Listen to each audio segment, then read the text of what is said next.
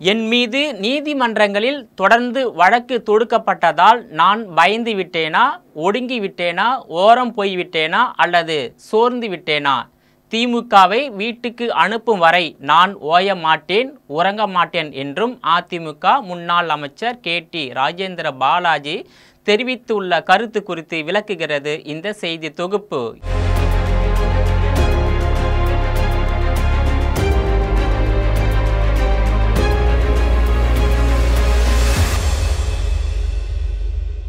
இலங்கை பிரபாகரனுக்கு ஈடான வீரம் பெற்றவர் எடப்பாடி பழனிசாமி என்றும் அதிமுக ஒரு அற்புதமான அணையாத விளக்கு எனவும் எடப்பாடி பழனிசாமி இருக்கும் இடத்தில் மதவாதம் இருக்காது, மதவாதம் துளிர்விட்டால் அங்கு எடப்பாடி பழனிசாமி இருக்க மாட்டார் என்றும் தெரிவித்துள்ளார்.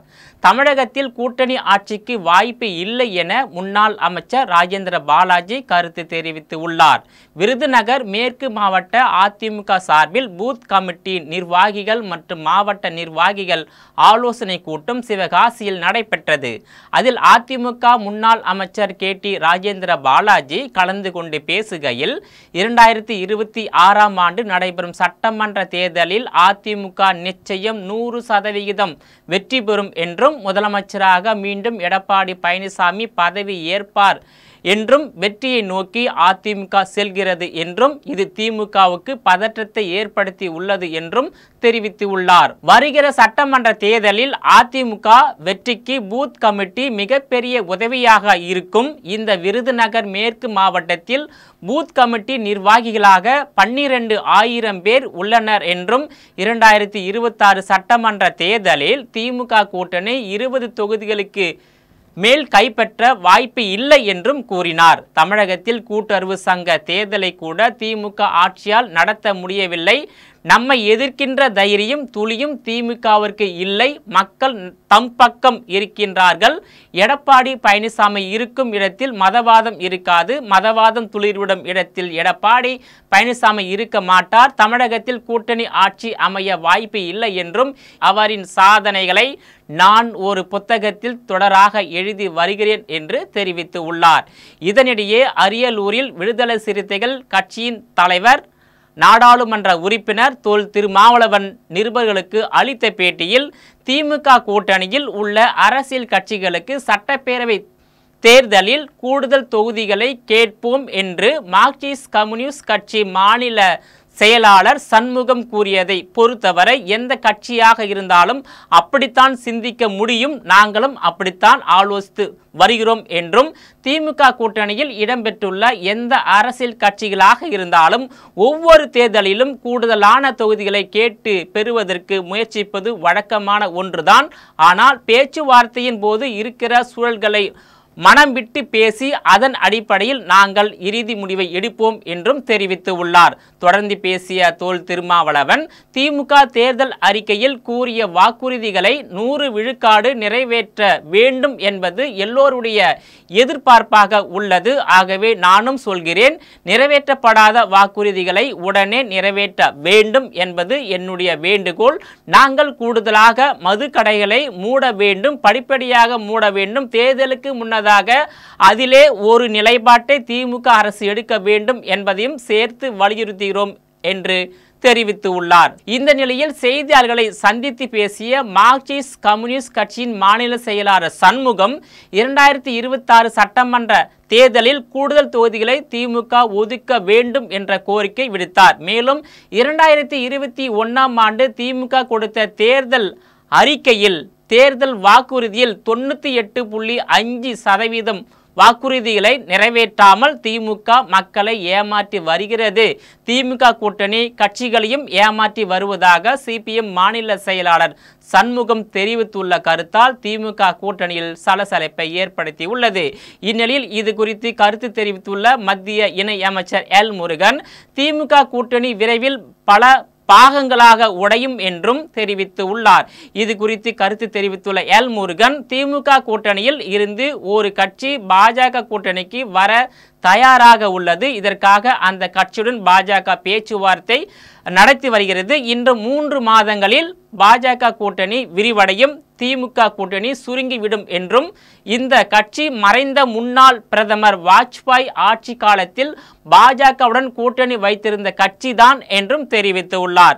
விரைவில் திமுக கூட்டணி உடையும். இதனால் வரும் சட்டப்பேரவை தேர்தலில் திமுக கூட்டணி படுதோல்வி அடைவது உறுதி. புதிதாக வரவிருக்கும் கட்சிகள் யார் என்று பொறுத்திருந்து பாருங்கள். எல்லாவற்றையும் இப்போதே சொல்லிவிட்டால் அரசியலில் எதிர்பார்ப்பு இருக்காது என்று மத்திய இணை அமைச்சர் எல் முருகன் தெரிவித்துள்ளார். குறிப்பாக 1967ஆம் ஆண்டு முதல் 2021ஆம் ஆண்டு வரையில் தமிழ்நாட்டில் நடைபெற்று வரும் சட்டமன்ற தேர்தலுக்கு முன்பாக திமுகவினர் கவர்ச்சிகரமான வாக்குறுதிகளை நாட்டு மக்கள் மத்தியில் அள்ளி வீசுவது, ஆட்சிக்கு வந்த பிறகு அவைகளை நிறைவேற்றாமல் ஏமாற்றி விடுவது இது வழக்கமான ஒன்றாகவே இருந்து வருகிறது. குறிப்பாக 1967ஆம் ஆண்டு முதலாக தேசிய காங்கிரஸ் கட்சியை வீழ்த்தி திமுக ஆட்சிக்கு வருவதற்கு முன்பாக திமுக ஆட்சிக்கு வந்தால் 1 ரூபாய்க்கு 3 படி அரிசி தருவோம் என்று கொடுத்த வாக்குறுதியை நிறைவேற்றவில்லை. அதேபோல் 2006ஆம் ஆண்டு ஆட்சிக்கு வருவதற்கு முன்பாக மறைந்த முன்னாள் முதலமைச்சர் கலைஞர் கருணாநிதி கொடுத்த வாக்குறுதியான திமுக ஆட்சிக்கு வந்தால் ஒவ்வொரு ஏழை விவசாயிகளுக்கும் இலவசமாக 2 ஏக்கர் நிலம் வழங்கப்படும் என்று கொடுத்த வாக்குறுதியும் ஆட்சிக்கு வந்த திமுக நிறைவேற்றவில்லை. அந்த வரிசையில் தற்போதைய திமுக தலைவரும் தற்போதைய தமிழகத்தின் முதலமைச்சருமான மு.க. ஸ்டாலின் திமுக ஆட்சிக்கு வந்தால் நீட் தேர்விலிருந்து தமிழகத்திற்கு நிரந்தரமாக விலக்கை பெற்று தருவோம் என்று இளைஞர்களை மாணவர்களை ஏமாற்றி ஆட்சிக்கு வந்த திமுக ஆட்சிக்கு வந்து 4 ஆண்டுகளுக்கு மேலாகியும் கொடுத்த வாக்குறுதியை நிறைவேற்றவில்லை. நீட் தேர்விலிருந்து தமிழகத்திற்கு விலக்கு பெற்று தரவில்லை என்பது நிதர்சனமான உண்மை.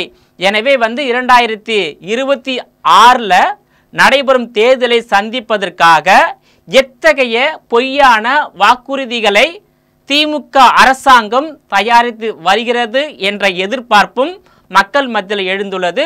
வழக்கம் போல நிறைவேற்ற முடியாத அந்த வாக்குறுதிகளை திமுக அரசாங்கம் தயாரித்து வருவதாக பல்வேறு அரசியல் கட்சி தலைவர்கள் கருத்து தெரிவித்துள்ளனர். குறிப்பாக திமுக 2026 நடைபெறும் சட்டமன்ற தேர்தலில் 200 தொகுதிகளை இலக்காக கொண்டு தேர்தலை சந்திக்கும் வகையில் தேர்தல் பணிகளை முடுக்கிவிட்டு இருக்காங்க. ஆனால் திமுக வரலாற்றில் 1967 முதல் 2021 வரையில் நடைபெற்ற சட்டமன்ற தேர்தலில் ஒரு தேர்தலில் கூட திமுக 200 இடங்களில் வெற்றி பெற்ற வரலாறு கிடையாது. அதே போல 1989ஆம் ஆண்டுக்கு பிறகு நடைபெற்ற சட்டமன்ற தேர்தலில் திமுக தொடர்ந்து 2 முறை வெற்றி பெற்ற வரலாறு திமுகவுக்கு கிடையாது. இந்த நிலையில் 2026 சட்டமன்ற தேர்தலில் திமுகவில் வெற்றி பெற்று ஆட்சியும் தக்க வைக்க முடியாது. 200 தொகுதிகளில் வெற்றி பெற முடியாது. மாறாக 20 தொகுதிகளுக்கு குறைவாகத்தான் திமுகவால் வெற்றி பெற முடியும் சூழ்நிலை உருவாகி உள்ளது. குறிப்பாக 1991ஆம் ஆண்டு நடைபெற்ற சட்டமன்ற தேர்தலில் ஏற்பட்ட படுதோல்வி, 2011ஆம் ஆண்டு நடைபெற்ற சட்டமன்ற தேர்தலில் ஏற்பட்ட படுதோல்வியை போன்று 2026 திமுகவுக்கு ஒரு படுதோல்வி மக்கள் கொடுக்க இருக்கிறாங்க. அந்த 20 சட்டமன்ற உறுப்பினர் வெற்றி பெற வேண்டும் என்றாலும் காங்கிரஸ் கட்சி திமுகவில் இடம்பெற்றாக வேண்டும். காங்கிரஸ் கட்சியும் விடுதலை சிறுத்தைகளும் 2 கட்சியும் திமுகவில் இருந்து தேர்தல் சந்தித்தால் மட்டுமே அந்த 20 தொகுதியிலாவது வெற்றி பெற முடியும்.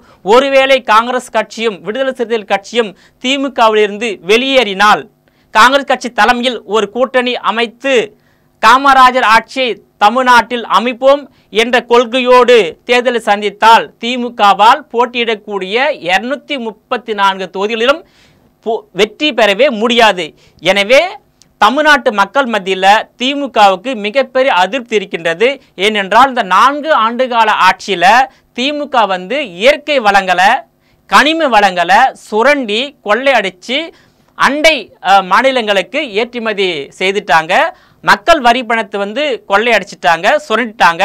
இதெல்லாம் எதிர்த்து கேட்ட சமூக ஆர்வலர்களை திமுக அரசாங்கம் அடியாட்களை வைத்து வெட்டி படுகொலை செய்திருக்காங்க.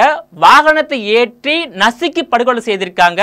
கடத்தி சென்று படுகொலை செய்து காணாமல் இடத்துல வீசி எறிஞ்சிருக்காங்க. இதுபோல சமூக விரோத மக்கள் விரோத திமுக ஆட்சியாக மக்கள் மத்தியில் மாறிவிட்டது. அதனால் திமுக ஆட்சியை நிரந்தரமாக வீட்டுக்கு அனுப்ப வேண்டும் என்ற எண்ணிக்கையில தான் என்ற மனநிலையில தான் மக்கள் இருந்து வருகிறார்கள்.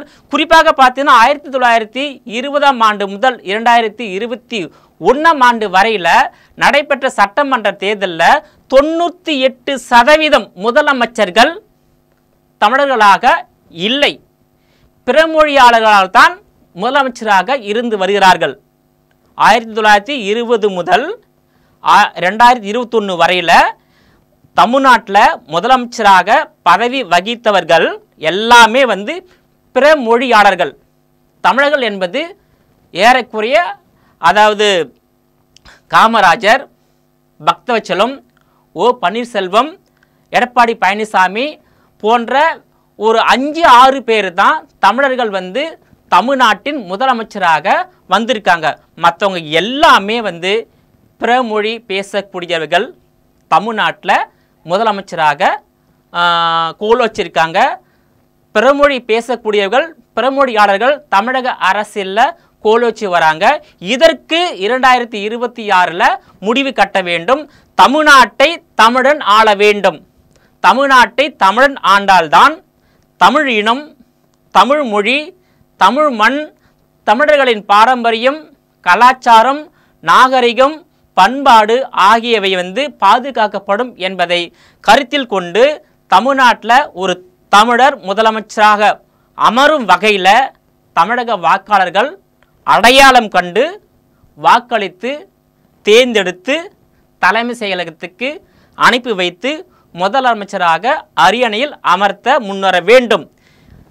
இதற்கு முன்பாக தமிழ்நாட்டு மக்கள் மத்தியில் நம்மை யார் ஆள்வது என்ற ஒரு விழிப்புணர்வு இல்லாமல் இருந்திருக்கலாம்.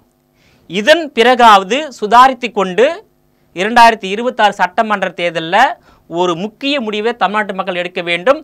தமிழ்நாட்டை ஒரு பச்சை தமிழர் ஆள வேண்டும்.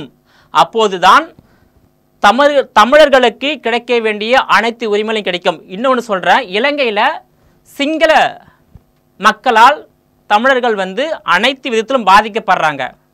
இங்கே தமிழ்நாட்டில் பிறமொழி ஆட்சியாளர்களால் தமிழர்கள் பாதிக்கப்படுறாங்க. இலங்கையில் பாதிக்கப்படுவது அதிகம், தமிழ்நாட்டில் பாதிக்கப்படுவது குறைவு. இதுதான் வித்தியாசம். அதனால் தமிழ்நாட்டில் தமிழன் உடைய ஆட்சி அமைந்தால் இலங்கையிலும் தமிழருடைய ஆட்சி அமைந்துவிடும். நிச்சயமாக இதுதான் 2026ல் ஒரு மிகப்பெரிய மாற்றத்தை ஏற்படுத்த போகின்றது. இனிவரும் காலங்களில் தமிழ்நாட்டில் பிறமொழியாளர்கள் ஆட்சியில் அமருவதை தமிழர்கள் ஒருபோதும் ஏற்றுக்கொள்ளக்கூடாது. இதனை வலியுறுத்தி தான், இதனை நோக்கமாக கொண்டுதான் நாம் தமிழர் கட்சியின் தலைமை ஒருங்கிணைப்பாளர் சீமான் தமிழ்நாட்டில் தமிழன் ஆள வேண்டும், தமிழ் தேசியம் தமிழ்நாட்டிலும் இந்தியாவிலும் மலர வேண்டும் என்ற உன்னத நோக்கத்தோடு தனித்தே தேர்தல் சந்தித்து வருகிறார்.